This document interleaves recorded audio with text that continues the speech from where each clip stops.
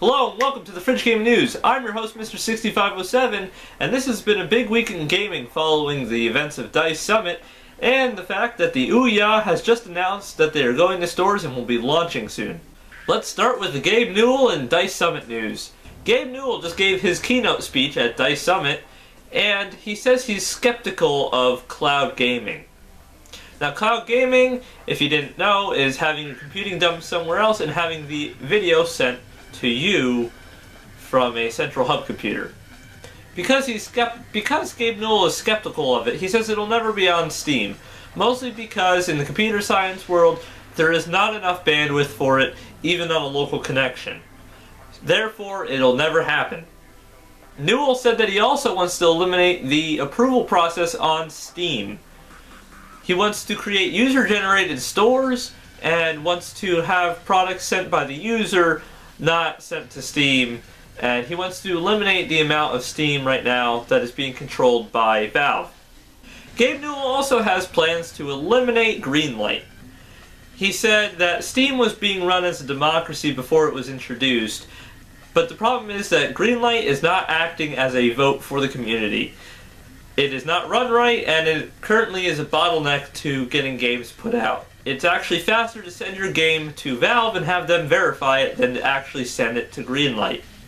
Newell says that this is a problem and he must fix it immediately because he wants the community to have more choice in it than just voting and waiting for it forever. Now, the real news about this is that J.J. Abrams and Gabe Newell's keynote speech went up. The keynote speech consisted of them talking about each other's formats and what the pros and cons of them were. J.J. Abrams and Gabe Newell hinted at making a movie or a game together. Now, this was hinted at when J.J. Abrams says, "I have an idea for a game I'd like Valve to look at." Gabe Newell responded with, "Hey, I have an idea for a movie that's based off of Portal and Half-Life that I'd like you to look at."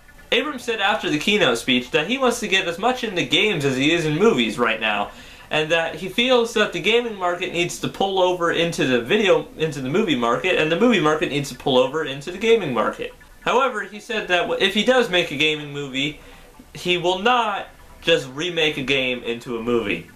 He is definitely going to take the universe, but he will not take the game idea. The plot will never touch his movie. Half-Life Episode 3, the movie, will be out soon. On to a little bit of an Orbis rumor. It has been noted and rumored that they are going to try to keep the PlayStation 4 at 40,000 yen, which roughly converts over to about $428 at the current exchange rate. Now, we have no clue on if this is true or not, or even if the PS4 has been developed yet. All we know is that we have to keep a watch out for February 20th and hope that they launch the Orbis. The Ouya is set to launch in June this year, and pre-orders will be sent out in April. The consoles will go for $100 a piece, and the controllers will go for $50. Now, the reasoning behind why the Ouya controller is expensive at $50, and this controller is cheap at about $35 right about now, is that this does not have a touchpad. Therefore, the touchpad is expensive, and all shall know its power. Ouya has also teamed up with major game distributors, so now you can buy it in stores and off their websites. The stores include Amazon, GameStops, Best Buy, and Target. Through their websites, the systems can be pre-ordered and they will ship on June 4th for all of the websites. Now, the Ouya is not just available on their websites, it is also available in stores, so check that out. However, one of the big news is that Julie Ehrman, the head of Ouya development, says that the Ouya will not just be a several years release a new one thing. It will have a new iteration every year. So this year will be the Ouya 1, followed by next year's Ouya 2, year after that's Ouya 3, Ouya 4, Ouya Infinity, Ouya 360, Ouya 720, Ouya Orbis, Ouya Episode 3, and Ouya Infinity. What are you thinking? Now, the new games are going to be supposedly backwards compatible with the older systems, but you're running an older system. It's not going to run as fast. In fact, the supposedly is going to be supposedly because you're not going to be able to run them at that speed. Ouya's competition, the GameStick, has just picked up quite a bit of steam on Kickstarter. It has 6 times its goal. Now, in comparison, its goal was set at 100 grand compared to Ouya's 950,000. In terms of what they've actually collected up to this point, the Ouya has collected $8,500,000 to the GameStick's 600 grand. The GameStick, if you didn't know, is another Android-based console with all the hardware being based in a controller and the video being sent out to an HDMI dongle that plugs in the back of your TV. Finally, we end with some Pokemon news.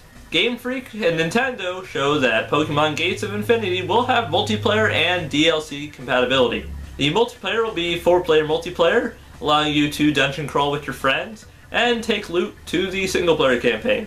The DLC will at launch be 3 paid dungeons and 1 free one until the month of April.